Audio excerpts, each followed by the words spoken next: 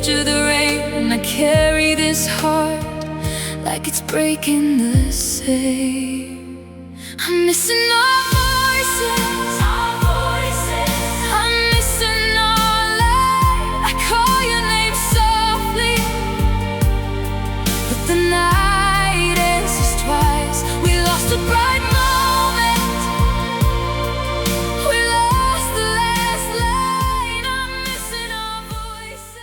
Thank you tonight for joining Missing Our Voices. Tonight we have a phenomenal guest. He is working with the Missing Black and Forgotten, which is a very uncharted territory. He has a great community of people that follow him, and he's doing great work in advocacy. Mr. Kline, can you introduce yourself and tell us about your podcast and your and what you're doing out here? Yes, my name is Kline Williams, and right now I currently run Mr. Black People the Forgotten. Been doing it for 11 years. I'm putting more emphasis on the old cases, bringing the old cases to the forefront. And I've been doing a podcast where I've been getting the family members of a lot of the cold cases on the podcast, and the podcasts are unscripted. So once we go live and we start talking about the podcast, what you see is what you get. We don't go back and edit. We don't go back and do anything. We just do it. Like probably in the future I'll change it, but right now everything's unscripted. Okay, that's good. That's good. Can you tell us a little bit, because this is not a normal thing to go into. What sparked your attention where like, hey, I have to do something about this? Well, first I started off posting, and then as I'm going on to the years, I'm like, I need to do more. So I have joined a couple of searches or whatever, but then I'm thinking like, okay, they see the posters, but they need to see the faces. So I said, let me go and start doing little videos. So I started doing shorts, and then I'm like, let me do a podcast. I did a podcast on Spotify first. I did like probably 12 or 13 on there. I did a couple of my own. They were a couple of them okay, but I said, let me do the video podcast. So my first video podcast was the Millbrook twins. They've been Okay. missing for 34 years from Augusta, Georgia. So I interviewed their sister on the podcast. It's right now it's 24, 25 episodes of family members of different cases. And the last one that we did last night is about Mitchell Dion Owens. Mitchell Dion Owens was 4 years old when he went missing from Menlo Park, California. His mother was brutally assaulted, and she was beaten with the receiver of the phone until she passed out. 4 days later, she woke up in the hospital, and her son Mitchell was missing. And it has been 43 years since he went missing. Oh, wow. And that was your episode last night? Yes. And it's up So you now don't, on Facebook. oh, go Go ahead, ahead. I'm sorry. Well, right now it's up on YouTube and on Facebook, and I'll put it in like a couple different groups. And I'm going to keep running it. I'll probably run it tonight too. I think seen it because it was a couple family members that were talking, correct? No, that was the one you see me kind of lose my cool a little bit. Why? Uh, so there's a case out of Virginia, Mm-hmm. Farmville, Virginia. Farmville, Virginia is a very small case. Her name is Leticia Lamone Brooks. Okay, Mm-hmm. so she was 20 years old when she went missing. So she had a probation officer appointment, which was less than 5 minutes. Her Okay. mother saying that she dropped her off by herself. That's the story. That's for this last 20 years. Nobody's seen her which way she went. The So what mother happened to just the mother just said she just dropped her off and that was it? So over the years, the story has changed so many times. And I tried to get her on the podcast before, and she lied to me so many times. So I got her daughter on the podcast. So I knew if I got her daughter on the podcast, that she would want to come on. And Mm, the energy soon she came on was like, I know you're big. You're not telling the truth. right, right. You're And there's more to it than it is. Okay, so the thing about it is one of the things that most people don't realize is that, and I want to cover this because you particularly went after missing Black people, correct? yes, And the reason being is I kind of want you to explain it, but I'm going to give my take after you explain why that's so important to you. the reason why it's so important to me, and I've caught a lot of flack for this, and I'm okay. And I know that Facebook has slowed my page down too because of all the black people, but I'm okay with that because, listen, when people go missing, it's always a majority of the Caucasian people that are being viewed. This has been happening for decades, okay? We have cold cases of black kids, women, children, men that have been missing that have gotten no time at all. Whereas if you get like, I'm sorry to say, a white woman or a white boy that's from this neighborhood or something, they're plastered everywhere. I mean, everywhere, they're everywhere where we're fighting just to get like a little billboard up on like say a milk carton or even in the neighborhood or even the news. The news don't even want to cover a lot of these cases, and it's been going on, and it's not going to stop. I told people all the time, like this is our reality. Then people get mad at me and say, "Why do you have only missing black people?" Because they people don't understand. We don't get that attention on us, and I'm changing that. I'm going to change that narrative. One step at a time, one podcast at a time. I'm going to change that narrative. But that's my narrative. But like right now, we have a lot of kids missing. But also, you got Nancy Guthrie missing. Okay, let me just say this. She's very important, and I would never take away from her case. But this attention that they're giving Nancy Guthrie, bring up all the missing persons cases and profile all of them. All the kids that get missing right now, profile them. You know what I mean? It's just we need to have fairness on this ground because this is not a game. Kids have, like I said, people have been going missing for years. People have never been found. I think if we would have put a little bit more energy and been more level-headed when it comes to the white and the black or the Chinese, or if they all would look for the same, then we wouldn't be talking about these type of things. But these things have to type. We have to talk about these type of things because until they change. I'm not gonna stop. If one day it does change, then I won't be saying anything. Yeah, you have a couple cases here where black people have gotten put on the news and whatever, but we need more. We need more news spotlights. We need more people. Especially we need more people to cover these cases. But I'm gonna keep on going with missing black people, and I don't plan on stopping because I don't think the narrative is ever going to end. Well, I was talking to somebody the other day about community, and because we have now the internet and we have technology, we don't have to worry about the news creating the narrative anymore.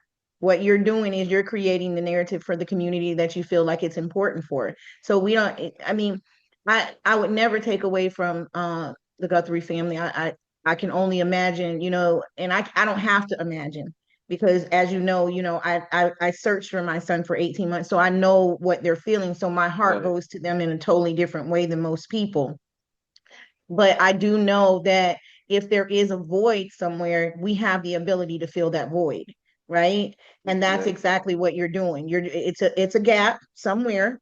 We're not able to fix the gap. So you're fixing it one story at a time.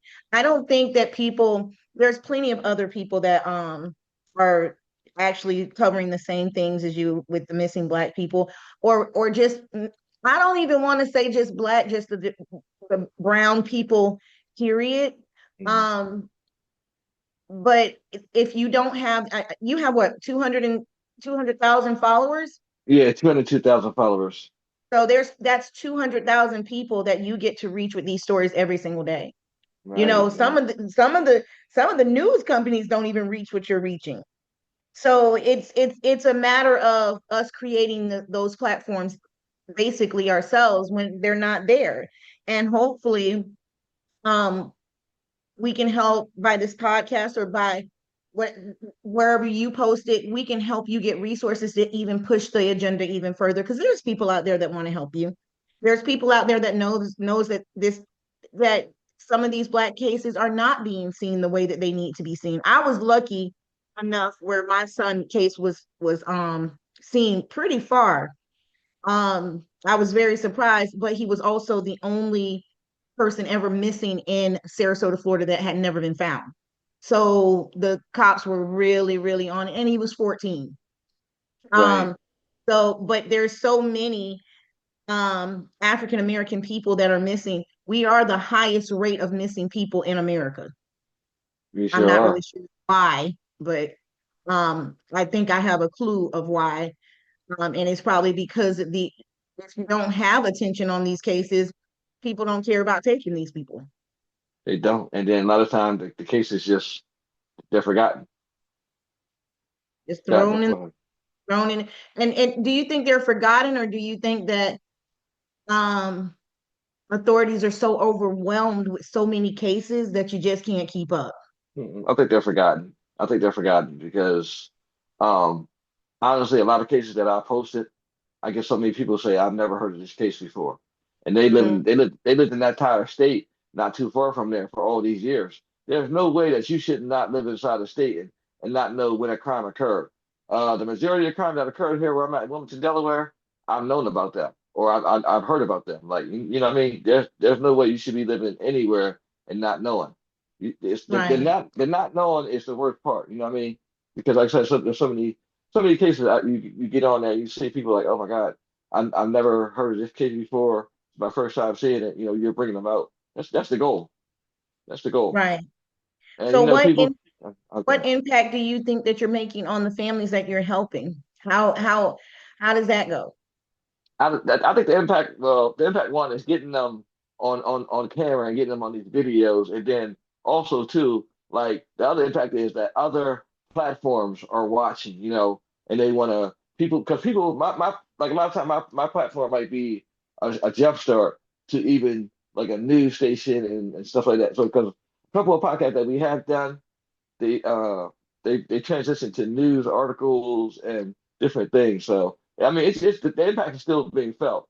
My overall impact I want to make is I want to go further than you know the podcast and maybe one day make it to Netflix and really get these people's faces out here. Because I want people to know, I want everybody to know these faces one face at a time, one podcast at a time.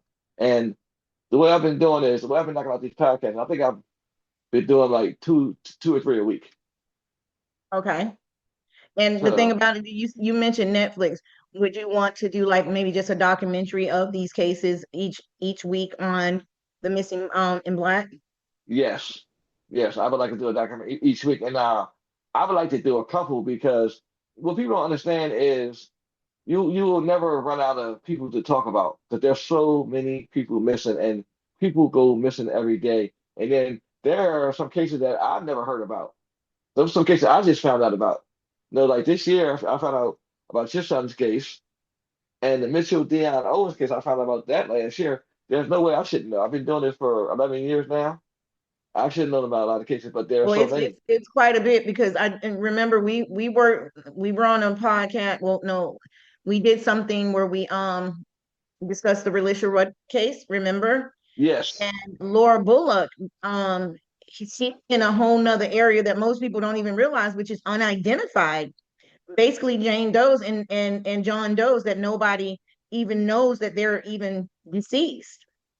and she's been doing her big one with that. Okay, she's been identifying them Jane Does, and she does awesome work. Yes, Yeah, yeah, and the thing about it is coming together as a community. You know, people need to know who you are.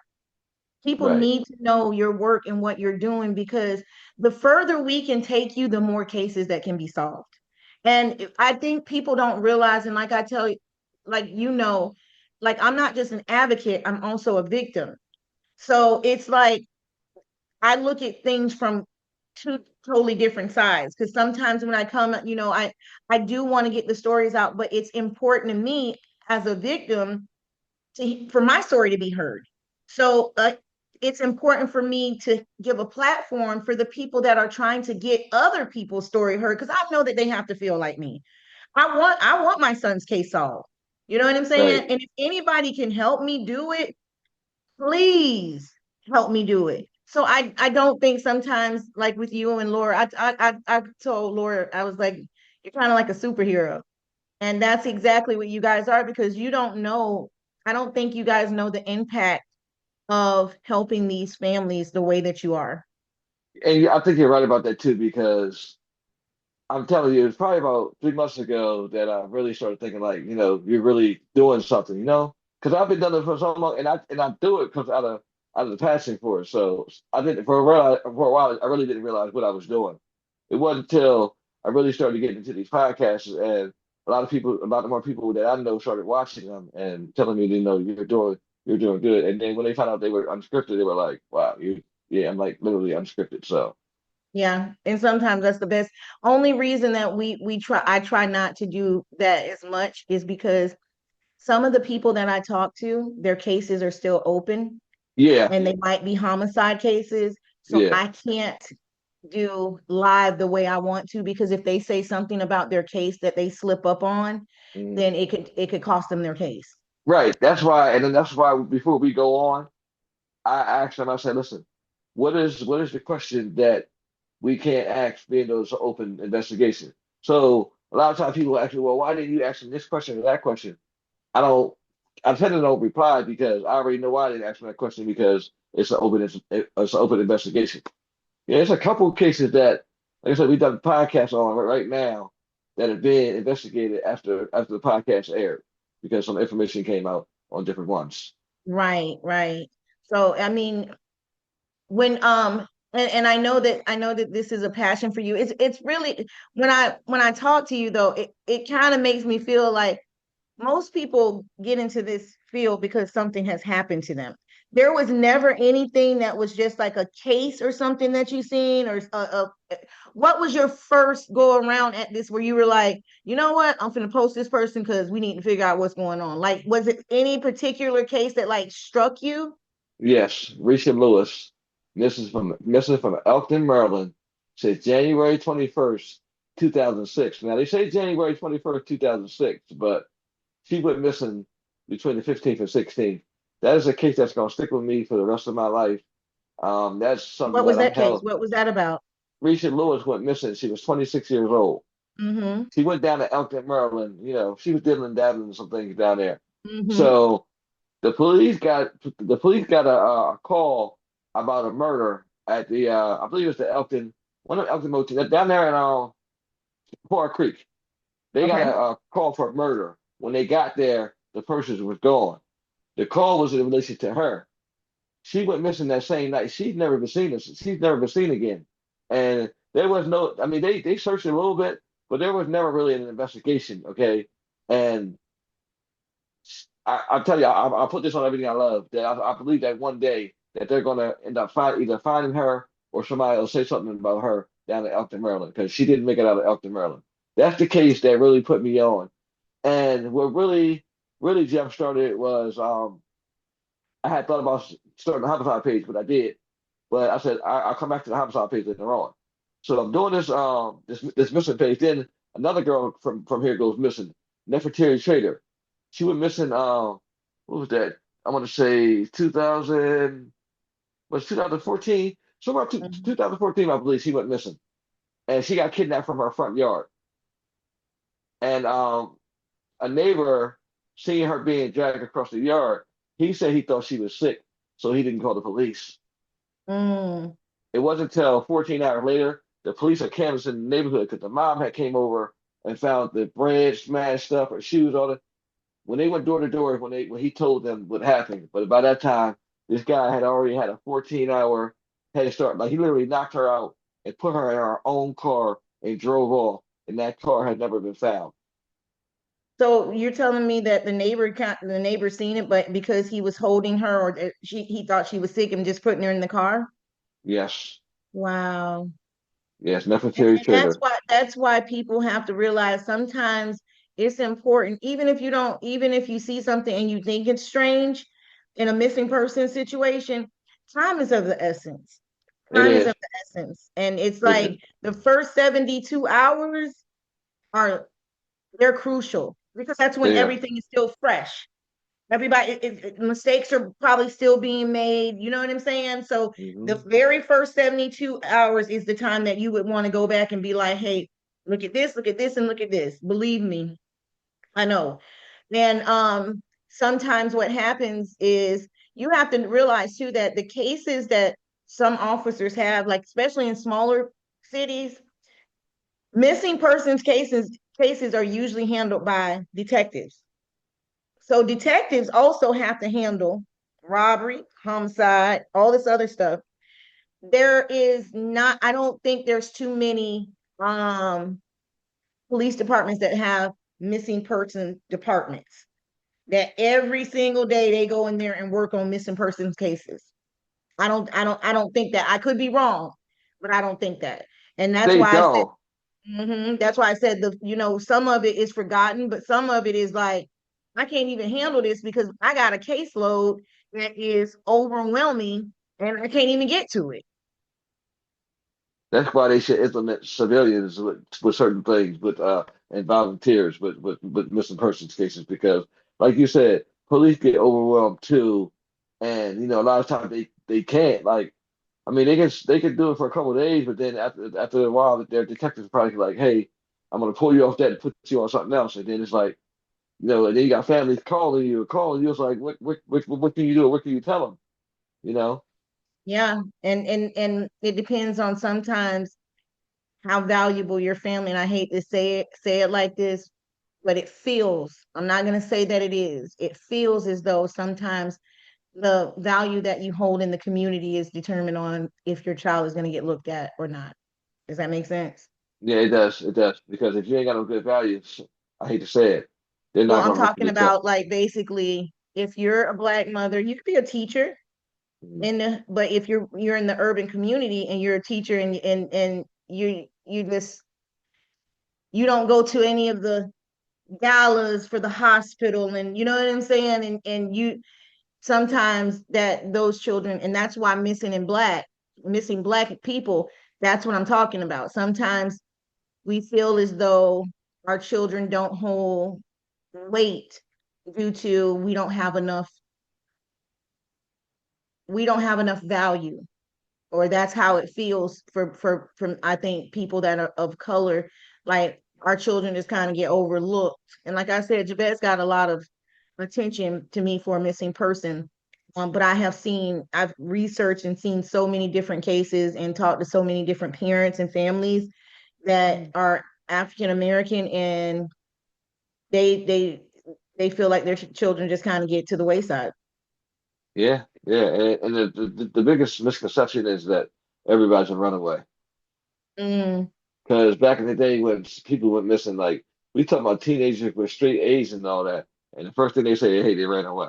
No, somebody has either straight A's and good in school. They don't just run away. Those cases should have been, properly investigated, but again, they weren't, and it's just so many families. Like I said, I've talked to so many families, and just to see the pain on their faces, the case is not getting being investigated properly. Because the Millbrook twins, that they were done very poorly from the jump there, and their case is still not, you know, been investigated, the way it should have been. It took you all know these what, years. I really want to say something.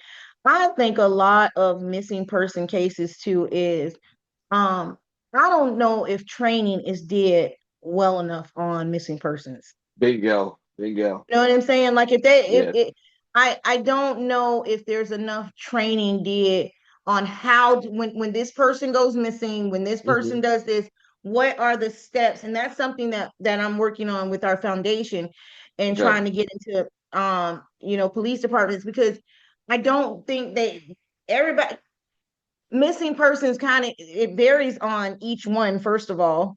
Um it could be at one point, like somebody could just disappear, like you had said with the Lewis girl.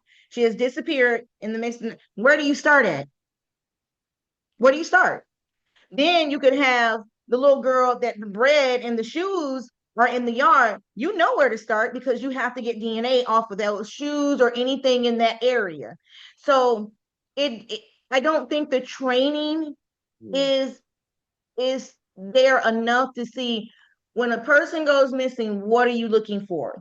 And I think honestly, and I'm saying this in the most concerned way. This is not being said. I have to make sure I say that. I think with Savannah Guthrie's mom, I think that no one really knew the protocol of missing and really didn't want to say it, because I can tell you right now, from looking for somebody for 18 months, you know how to start looking. Even though the case is not solved, it's a lot of stuff that I have. But if you could tell the young man that was in the camera, he was very unexperienced. Very, very, very unexperienced. Anytime you put grass to a ring cam, you have not been doing this long. And you're so right about that because I felt as though that they were amateurs too. Yeah, and we'll discuss that a little bit later. But what I'm saying is the training. Yeah, the training. Sometimes most people don't really realize and I don't think people really want to admit it either. There is not a protocol for missing persons. Right. And that's so true. Now that you pointed out, you're right because yeah, I don't think they have a training where say, hey, we're gonna do this. And I think, like you said, it needs to be implemented somewhere like in the near future so that police have better training with what to do on these cases. Because Or like you like you said, bring in civilians yeah, that they can either deputize or whatever they can do towards that. They don't have to be in the investigation part, but bring in some civilians that want to work these cases. And just like Laura should be working hand in hand with the police department with these unidentified um people. You know I what I'm agree. saying? I Like agree. you it's the community. And I said this on the last podcast with Dana.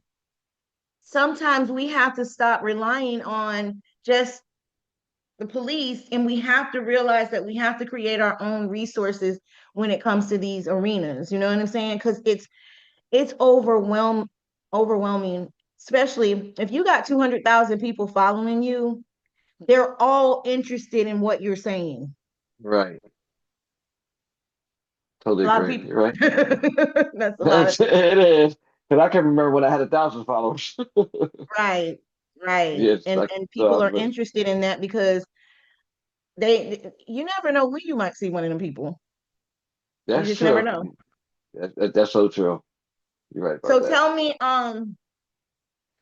if there was any case besides the Lewis case, what is one case that stands out to you that you feel like is overlooked and is a very important case for people to know and learn about missing persons?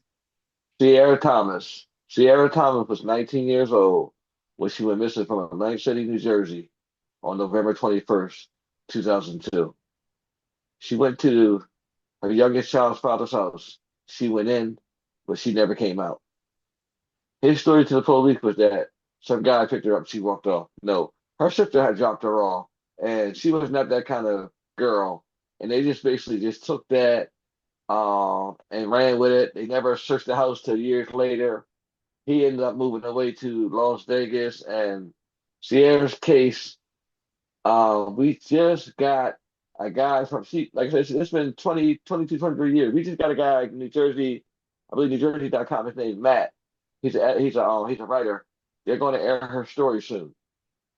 Okay, so is that the one we were about to do the avatar for? Yes, Okay, yes. okay, It's crazy because I was just about to ask you about. I was going to ask you. I was going to inbox you about that. But yeah, but yeah, her case is very overlooked, and a lot of people in Jersey in that neighborhood know about it, but everybody knows the main person that is part of that story. yeah. Because I've done so much research on that case and talked to people around in and around that neighborhood that I feel as though like one day she'll be found. I do feel as though one day she'll be found. I Hmm. just think that he knows the The child's father direction knows. to go. He knows the direction to go. Yes, he does. He Right. does. And the daughter, we talk often. And I just vowed to her that, that'll be one case. Okay, that'll be one case that I'll always like put out there in the forefront too. Okay. All right. And that means if she had kids, her kids are adults now, right? Yes. Have you interviewed them? I interviewed Cece, the youngest. I hope I say her name right. She's on our YouTube channel on the podcast. It's like a voice podcast. We never done the video podcast. Maybe sometime in the future, because she like I said, she was like 4 when her mom went missing, so it's very hard to talk. And the other daughter, she doesn't remember her. Oh, okay. Well, I mean, it still is, it's good to tell it from the family's perspective anyways, and no matter how long it's been, so people know they're still, those children are affected by that because they have now no memory of what could have been with their mother. You know what I mean? And that was taken and stolen from them.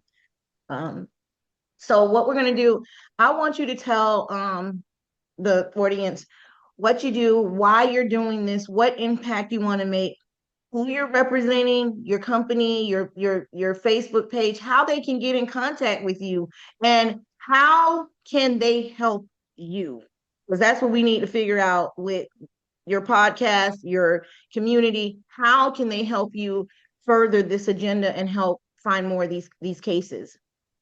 How you gonna help me? Well, first, I'd like well, I'm sorry, the other stuff. Like, the share, the comment. I just say keep sharing, and if you haven't seen me cover a case, send it to my inbox.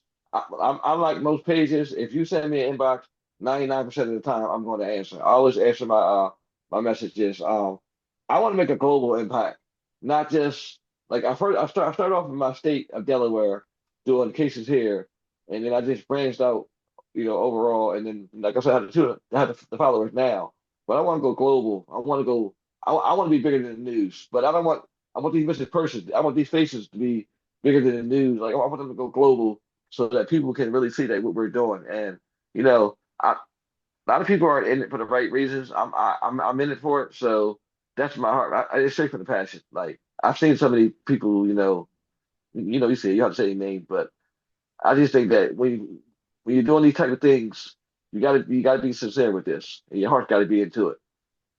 That's. But like I said again, the global impact, and how people can help me. Um, just Can they just donate to you? Do yes, you they can have a donate. do you have a okay, so this is what I'm also asking. Okay, What is the name of your community? my community. Okay, it's missing black people, missing black people. They're forgotten. That's the name Okay. of my community. Is that the same as your podcast? Yes. Oh yeah, the podcast is missing black people. They're forgotten. It's the same one. It's on Okay. YouTube. Missing And black people. where They're can forgotten. they go to donate towards your agenda to move forward? Do you have somewhere where they can donate? Yes, I have a cash app that you actually can send to if you want to. I haven't had anything else set up. I had thought about it because at first I was kind of like felt crazy taking any kind of donation, but people were like, "No, you're helping out, and it's not like you're in it for the money." So it took me for a while to even really accept anything, but I have accepted some things, and a lot of the money that I've gotten, I put it back into the page. I brought new equipment for the podcast. Like, right now I record from my room, but eventually I want to have a whole nother room where I have it's dedicated to the podcast. So I want to upgrade, and then it'll get better and things like that. So just help me grow, help me grow, Right. and we'll get bigger. And the more cases, you bring my way, and I'll see and I'll cover, and then we'll take it from there. All right, Mr. Klein. All right, people. Tonight we've had a great guest on. Klein, we thank you so much for coming out. I appreciate you. He's doing amazing work, Edge and of I the hope that you rain, guys I go over to carry Missing this Black heart People like it's to Forgotten breaking so you the guys can see the work that same. he's doing. And if you I'm have missing resources that can help, even if you just want to volunteer and give your time to him I'm in some missing type of your way, light. I this call that can your help. name So this is softly, Miss Swan Span with Missing Our Voices. but We the thank you and night good night. ends just twice. We lost